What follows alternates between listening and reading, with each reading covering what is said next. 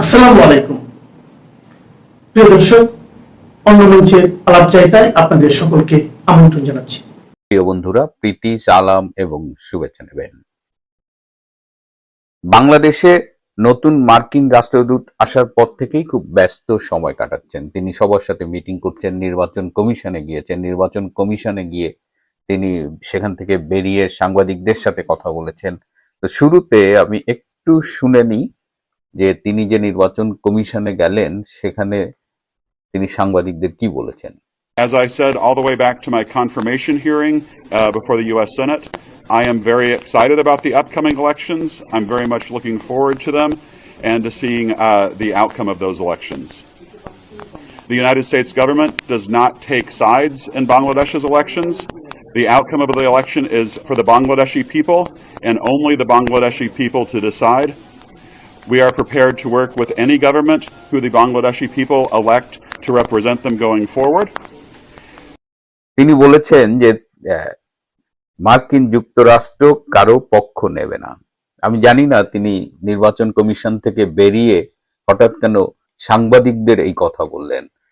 অনেকটা সেই ঠাকুর ঘরে কেড়ে আমি কলা খাই না। কারণ এখন প্রশ্ন উঠেছে যে এই নির্বাচনে মার্কিন যুক্তরাষ্ট্র আসলে কোনো পক্ষ নিচ্ছে কিনা, কাকে ক্ষমতায় দেখতে চায়। এই মুহূর্তে বিএনপি এবং জামাতে ইসলামের মধ্যেই মেইন প্রতিদ্বন্দ্বিতা হবে। তো যেহেতু এই প্রশ্ন উঠেছে এবং যেহেতু মার্কিন রাষ্ট্রদূত ব্রেন্ট ক্রিস্টেনসন এটি বললেন, আমাদের সন্দেহটা একটু বেরিয়ে যায়। এই সন্দেহের আরো কারণ আছে। কয়েকদিন আগেই গত সপ্তাহে আমি বলেছি এবং আপনারা জানেন যে ওয়াশিংটন পোস্টে একটি প্রতিবেদন প্রকাশিত হয়েছিল, যেখানে ঢাকায় মার্কিন দূতাবাসের একজন কর্মকর্তার সাথে বাংলাদেশের নারী সাংবাদিকদের একটি মিটিংয়ে, সেখানে সেই দূতাবাসের কর্মকর্তা বলছিলেন যে তারা জামাতের সাথে বন্ধুত্ব করতে তাদের কোনো আপত্তি নেই এবং সেই ফোনালাপটি কিন্তু লিক হয়ে গেছে। এই ফোনালাপটি ফাঁসের মধ্য দিয়ে মার্কিন দূতাবাস ঢাকা অফিসের যে কার্যক্রম জামাত প্রীতি, সেটি প্রকাশ্যে আসার পর থেকে কিছুটা বিব্রত হয়েছে মার্কিন যুক্তরাষ্ট্রের এই দূতাবাস। যদিও তাদের এসব কিছু যায় আসে না এবং তাদের এই জামাত প্রীতি এবং তারপরে এই ব্রেন্ট ক্রিস্টেনসনের এই কথা, সব কিছু মিলিয়ে একটু তালগোল পাকিয়ে যাচ্ছে। আসুন আমরা একটু বিশ্লেষণ করে দেখি আসলে আমেরিকা কাকে ক্ষমতায় চায়। যতই ব্রেন্ট ক্রিস্টেনসন বলুক, ব্যাপারটা মনে হয় এত সহজ নয় এবং বিভিন্ন তথ্য উপাত্ত বিশ্লেষণ করলে মনে হয় যে এই নির্বাচনে মার্কিন যুক্তরাষ্ট্রের একটা পছন্দ আছে, অ্যাটলিস্ট মার্কিন যুক্তরাষ্ট্রের কোনো একটা অংশের, maybe deep state or what. সেটি নিয়েই আজকে একটু কথা বলবো। এইখানে আমেরিকা জামাত বা বিএনপিকে যে চায় কি চায় না, এর পেছনে মূল কারণটা কি একটু আলোচনা করি। যে আপনারা জানেন এই মুহূর্তে বিএনপিতে তারেক রহমানের পরে খুব শক্ত অবস্থানে রয়েছেন সালাউদ্দিন আহমেদ, যাকে অনেকে শিলং সালাউদ্দিন বলে থাকেন। এই সালাউদ্দিন আহমেদের সাথে প্রতিবেশী ভারতের খুব ভালো কানেকশন আছে বলেই বাজারে একটা কথা প্রচলিত আছে। এছাড়া বিএনপিতে আমির খসরু, মির্জা আব্বাস, এদেরও অনেকে ভারতপন্থী বলে দাবি করেন এবং তারা এই মুহূর্তে দলের মধ্যে কিন্তু একটা পাওয়ার এক্সারসাইজ করছে, প্রভাব খাটাচ্ছে এবং এদের মাধ্যমে বিএনপির সাথে ভারতের একটা যোগাযোগ স্থাপিত হয়েছে বলে শোনা যায়। যদিও বিএনপি আজীবন ভারত বিরোধিতার কথা বলেই রাজনীতি করেছে, তাদের রাজনীতির অন্যতম মূল একটা ডোমেইন হলো ভারত বিরোধিতা। তো সেই ভারত বিরোধিতার রাজনীতি করা বিএনপি ভারতের সাথে একটি যোগাযোগ স্থাপন করেছে এবং অনেকেই বলেন যে তারেক রহমান যে বাংলাদেশে ফিরেছেন দীর্ঘ নির্বাসন শেষে এবং জুলাই অভ্যুত্থানের এই যে জঙ্গি অভ্যুত্থানের পরেও তিনি এত সময় নিয়েছেন দেশে ফিরতে, এর মূল কারণ ছিল তার কিছু ক্লিয়ারেন্স ছিল না এবং ভারত তাকে ক্লিয়ারেন্স দেওয়ায় তিনি ফিরেছেন। সুতরাং এই নির্বাচনে যেহেতু আওয়ামী লীগ মাঠে নেই, সম্ভবত ভারতের একটা পছন্দ হলো বিএনপি, অ্যাটলিস্ট ওভার জামাত। তারা বিএনপিকে প্রেফার করে বলেই অনেক রাজনৈতিক বিশ্লেষক মনে করেন। এই জায়গাতেই মার্কিন যুক্তরাষ্ট্রের আপত্তি। মার্কিন যুক্তরাষ্ট্র চায় এই মুহূর্তে বাংলাদেশে একটি অ্যান্টি ইন্ডিয়ান গভর্নমেন্ট থাকুক। এই রাজনীতির এই খেলাগুলো বুঝতে আমাদের মতো আমজনতাদের খুব কষ্ট হয়। আপনারা দেখেন যে প্রতিদিন ভারতের প্রতিনিধি দলের সাথে আমেরিকার কোনো না কোনো প্রতিনিধি দলের মিটিং হচ্ছে। এই ডিফেন্স চুক্তি তো স্বাক্ষরিত হয়েছে এই 10 বছরের, আবার বাণিজ্য চুক্তি আজ হয় কাল হয় শুনছি, আবার ট্রাম্প ভারতের উপরে ট্যারিফ বাড়িয়ে দিচ্ছে। সুতরাং ভারত এবং আমেরিকার সম্পর্কটা সরল রৈখিক তো নয়, বরং এটি ঠিক বোঝা যাচ্ছে না। আবার সারা বিশ্ব আমেরিকার থেকে কিন্তু একটু একটু করে দূরে সরে যাচ্ছে, আমি আগেও বলেছি। এবং বিভিন্ন উদ্যোগগুলোয় ভারত একটা গুরুত্বপূর্ণ ভূমিকা পালন করছে। যেমন ধরেন ব্রিক্স, যেখানে ভারত আছে, রাশিয়া আছে, চায়না আছে, সাউথ আফ্রিকা আছে, এখানেও কিন্তু ভারত খুব গুরুত্বপূর্ণ ভূমিকা পালন করছে। আবার ইউরোপ সম্প্রতি ভারতের সাথে একটা চুক্তি করলো, আবার ইউকে ভারতের সাথে একটা চুক্তি করেছে, আবার চায়না ভারতের সাথে সম্পর্কটা উন্নয়ন করার চেষ্টা করছে, আবার রাশিয়া, ইরান, এদের সাথে ভারতের একটা সম্পর্ক আছে। এই সব হিসাবগুলো কিন্তু আমেরিকার খুব ভালোভাবে নেয় না। যে সম্পর্কটি খুব বন্ধুত্বপূর্ণ হওয়ার কথা ছিল, বিশেষ করে ট্রাম্প এবং মোদির মধ্যে যে ব্যক্তিগত সম্পর্ক ছিল, এবং ট্রাম্প নির্বাচিত হবার পেছনে এই মোদি ট্রাম্প বন্ধুত্বটা যে ভূমিকা রেখেছিল, সেই জায়গা থেকে প্রথমেই সরে গেছে ট্রাম্প। এবং ট্রাম্প যেভাবে আমেরিকাকে তার সুপ্রিমেসিকে ঝুঁকির মধ্যে ফেলছে, এবং সেই ঝুঁকিতে পড়ার মধ্যে তার যে প্রতিপক্ষ তারা সবাই ভারত কেন্দ্রিক। তো এই জায়গায় আমেরিকা চাচ্ছে না যে বাংলাদেশে একটা প্রো ইন্ডিয়ান গভর্নমেন্ট হোক। এই হিসেব থেকেই কিন্তু আমেরিকা বিএনপির চাইতে জামাতকে ক্ষমতায় দেখতে চাইছে। কারণ জামাত আসলে জামাতের মাধ্যমে ভারতের বিরুদ্ধে একটা প্রেসার কন্টিনিউয়াসলি রাখা যাবে। এই ধরেন ভারতের যে বিরুদ্ধে যে বিচ্ছিন্নতাবাদী গ্রুপগুলো আছে, এই যে পরেশ বড়ুয়ার উল্পা বা এরকম নর্থ ইস্ট স্টেটে বেশ কিছু বিচ্ছিন্নতাবাদী গোষ্ঠী আছে, তাদের বাংলাদেশ থেকে একটু হাওয়া দেওয়া যাবে, ভারতকে একটু ডিস্টার্ব করা যাবে, ভারতের ঘাড়ের উপরে নিঃশ্বাস ফেলা যাবে। এবং এর ফলে ভারতকে এই এন্ডে, যেখানে শেখ হাসিনার সরকার থাকাকালীন ভারতকে কিন্তু এই এন্ডের নিরাপত্তা নিয়ে মাথা ঘামাতে হয়নি, কিন্তু এখন বাংলাদেশ থেকে জঙ্গি হামলা রপ্তানি করা হবে, ভারতের বিচ্ছিন্নতাবাদী গোষ্ঠীদের দিয়ে ভারতকে ডিস্টার্ব করা হবে, এবং এর মধ্য দিয়ে ভারতকে একটা চাপের মধ্যে ফেলার একটা চেষ্টা আমেরিকা করবে বলে অনেকের ধারণা। এই জন্য আমেরিকা এখন চাইছে জামাতে ইসলাম ক্ষমতায় আসুক। কিন্তু বাস্তবতা হলো যে আমেরিকা চাইলেই বাংলাদেশে সবকিছু হয়, সেটা সব সময় সত্যি নয়। 71-এ যেমন প্রমাণিত হয়েছে, এই 24-এর জুলাই আগস্টের জঙ্গি অভ্যুত্থানের আগেও অনেকবার আমেরিকা চেষ্টা করেছিল, তারা পারেনি। তো এবারও এই নির্বাচনে জামাতে ইসলামকে আমেরিকা ক্ষমতায় আনতে পারবে কিনা, এটা নিয়ে যথেষ্ট সন্দেহ আছে। খুব স্বাভাবিক হিসেব হলো বাংলাদেশের বড় দুটো দল হলো আওয়ামী লীগ এবং বিএনপি। যখন আওয়ামী লীগ মাঠে না থাকে তখন বিএনপি স্বভাবতই সামনে এগিয়ে থাকে। কিন্তু আজকে বিএনপিকে ঝুঁকির মুখে কেন ফেলা হচ্ছে, বা বিএনপি কেন এই আলাপ উঠছে যে জামাত ক্ষমতায় আসবে? জামাতে তো ক্ষমতায় আসার কোনো সম্ভাবনা নেই, কিন্তু তারপরে এই ন্যারেটিভটা ছড়ানো হচ্ছে। এই জায়গায় বিএনপিকে অত্যন্ত সতর্কভাবে খেলতে হবে। রাজনীতির মাঠে বিএনপি কতখানি ম্যাচিউরিটির সাথে খেলবে, সেটা নিয়ে আমার ব্যক্তিগত কিছু পর্যবেক্ষণ আছে, কিন্তু সেটা নিয়ে আমি আরেকদিন আলাপ করব। কিন্তু এই মুহূর্তে আমেরিকা চাইছে প্রথমত বাংলাদেশে একটি ভারত বিরোধী সরকার হোক, এবং এই ভারত বিরোধী সরকার করতে গিয়ে তারা বিএনপির চাইতে জামাতকে বেশি প্রেফার করছে। বিএনপি এই মুহূর্তে ভারতের সাথে একটা আন্ডারস্ট্যান্ডিং করে ক্ষমতায় যাওয়ার চেষ্টা করছে, এবং ক্ষমতায় যাওয়ার পরে ভারতের সাথে এই বন্ধুত্বপূর্ণ সম্পর্ক বজায় রাখবে কিনা সেটাও কিন্তু একটা প্রশ্ন। এই বিষয়টা নিয়ে আমি সম্প্রতি আমার একটা কানেকশন আছে একজন আমেরিকান এক্স ডিপ্লোম্যাটের। তিনি মাঝে মধ্যে আমাদের আগ্রহের কারণেই বাংলাদেশ সম্পর্কে কথা বলেন, এবং তারও বাংলাদেশ একটা আগ্রহের জায়গা। তিনি এই তথ্যটি আমাদের দিয়েছেন, এবং তিনি বলেছেন যে এই কারণে এতক্ষণ যেটা বললাম সেটা আসলে আমাদের সেই বন্ধুর কাছ থেকে পাওয়া। এবং তিনি আমাকে আরো কিছু কথা বলেছেন যে এই মুহূর্তে আওয়ামী লীগের ইন্টারন্যাশনাল কানেকশন বাড়ানো উচিত, আরো ইমপ্রুভ করা উচিত, এবং আওয়ামী লীগের উচিত তাদের 8 থেকে 10 জনের একটা টিম থাকা উচিত যারা তাদের ইন্টারন্যাশনাল রিলেশনস গুলো ইমপ্রুভ করবে। এবং তিনি স্পেসিফিক একটি নাম আমাকে বলেছেন যে বাংলাদেশের সাবেক পররাষ্ট্রমন্ত্রী জনাব AK মোমেন, তিনি বলেছেন যে আওয়ামী লীগের উচিত এই মিস্টার মোমেনকে আরো বেশি কাজে লাগানো, কারণ মিস্টার মোমেনের আমেরিকায় অনেক কংগ্রেসম্যান সিনেটরের সাথে পার্সোনাল যোগাযোগ আছে এবং মিস্টার মোমেন কিছুটা কাজ শুরু করেছেন। আমার কাছে এই দুটো অ্যাডভাইস খুব ইম্পর্টেন্ট মনে হয়েছে এবং আওয়ামী লীগ চাইলে এই দুটো অ্যাডভাইস বিবেচনা করতে পারে। তো দেখা যাক আমেরিকা যে ভারত বিরোধী একটা চক্রান্ত করছে, একদিকে ভারতের সাথে বন্ধুত্বের নাটক করছে বা আমরা দেখতে পাচ্ছি, আরেকদিকে বাংলাদেশকে ভারতের বিরুদ্ধে কাজে লাগাচ্ছে।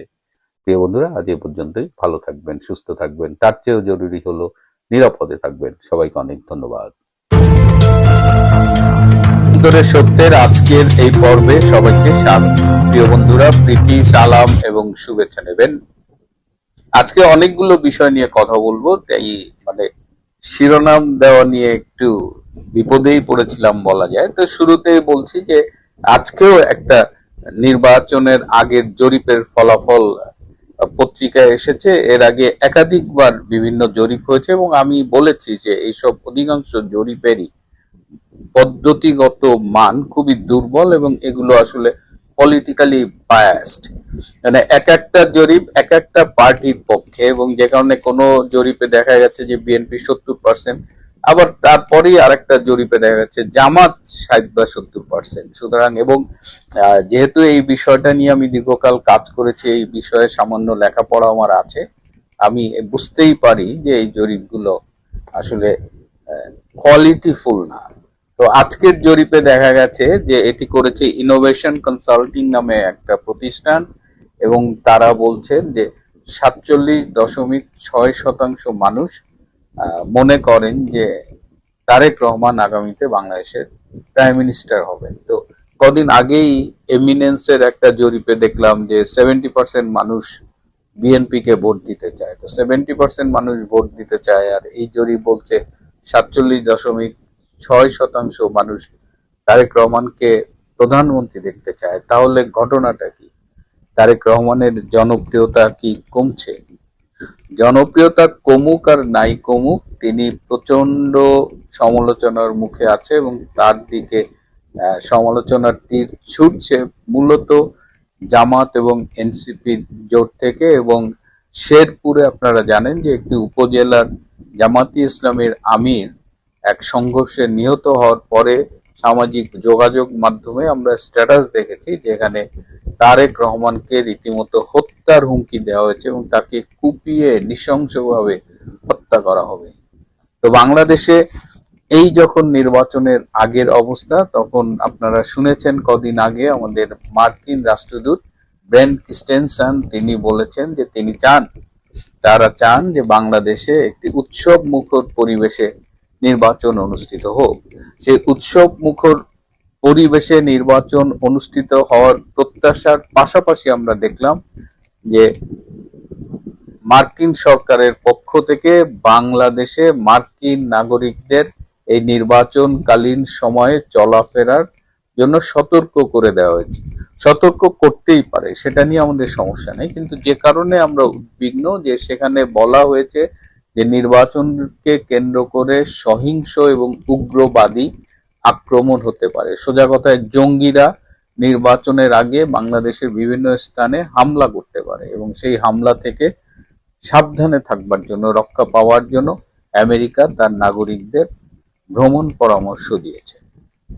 তো যে রাষ্ট্রদূত উৎসব মুখর পরিবেশে নির্বাচন চায়, সেই দেশের সরকার কর্তৃপক্ষ বা দূতাবাস কি করে তার নাগরিকদের সতর্ক করে দেয়? তাহলে এই জঙ্গিদের বোমাবাজিটাই আসলে উৎসব। এইদিকে যখন এই বিষয়টি বলছি, আপনাদের মনে আছে যে গতকাল আমি বলেছিলাম যে আমেরিকা চায় বাংলাদেশে একটি অ্যান্টি ইন্ডিয়ান গভর্নমেন্ট ক্ষমতায় আসুক। এটা যখন বাস্তবতা, ঠিক তখনই আমেরিকায় আবার আমরা অন্য চিত্র দেখছি। খুব সম্প্রতি যে ভারতের মার্কিন রাষ্ট্রদূত এবং ট্রাম্পের বিশেষ দূত এই দক্ষিণ ও মধ্য এশিয়ার জন্য সার্জিও গার, তিনি ভারতের বিদেশ মন্ত্রী ডক্টর এস জয়শঙ্করকে তার কার্যালয়ে আমন্ত্রণ জানিয়েছিলেন এবং জয়শঙ্কর গিয়েছিলেন। আবার সার্জিও গারও জয়শঙ্করের কার্যালয়ে গিয়েছিলেন এবং তাদের মধ্যে একাধিক বৈঠক অনুষ্ঠিত হয়েছে। আপনারা হয়তো শুনেছেন যে আমেরিকার সাথে ভারতের যে বাণিজ্য চুক্তি, সেটা বহুত দিন ধরে আমরা শুনছি যে এই সই হয় তো কাল হয়, তো সেটি শেষমেশ আবার স্বাক্ষরিত হবার একটা কথা খুব জোরালো ভাবেই শোনা যাচ্ছে এবং সবকিছু যদি ঠিক থাকে তাহলে ফেব্রুয়ারির 4 তারিখে ভারতের বিদেশ মন্ত্রী ডক্টর জয়শঙ্করের আমেরিকা সফরে যাবার কথা এবং সেখানে আমেরিকার সাথে ভারতের ট্রেড ডিল স্বাক্ষরিত হবার কথা। তো এখন এই যে সার্জিও গারের সাথে ডক্টর এস জয়শঙ্করের যে একাধিক বৈঠক হলো, এখানে ভারতের পক্ষ থেকে আমরা বারবার বলেছি যে ট্রেড ডিল হওয়ার এই যে আলোচনাগুলো হয়েছে সেখানে অনিবার্যভাবেই বাংলাদেশ বারবার উঠে এসেছে এবং ভারত বাংলাদেশে এবং একটি স্থিতিশীল গণতান্ত্রিক সরকার চায়। ভারত বাংলাদেশে একটি ইনক্লুসিভ নির্বাচন চায়, যেখানে সব দলের অংশগ্রহণের মাধ্যমে একটি উৎসব মুখর পরিবেশে নির্বাচনটা হবে। এই ইনক্লুসিভ শব্দের সংজ্ঞা নিয়ে আপনারা দেখেছেন পশ্চিমা বিশ্বের ভণ্ডামি।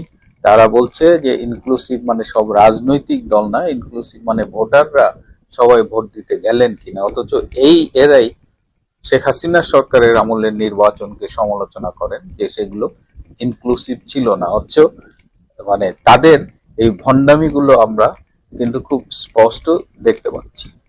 তো এবার এই সার্জিও গার এবং এস জয়শঙ্করের যে আলোচনাগুলো হয়েছে সেখানে কিন্তু ভারতের পক্ষ থেকে খুব স্পষ্টভাবে বলে দিয়েছে যে তারা বাংলাদেশের রাজনীতিতে আওয়ামী লীগকে চায়।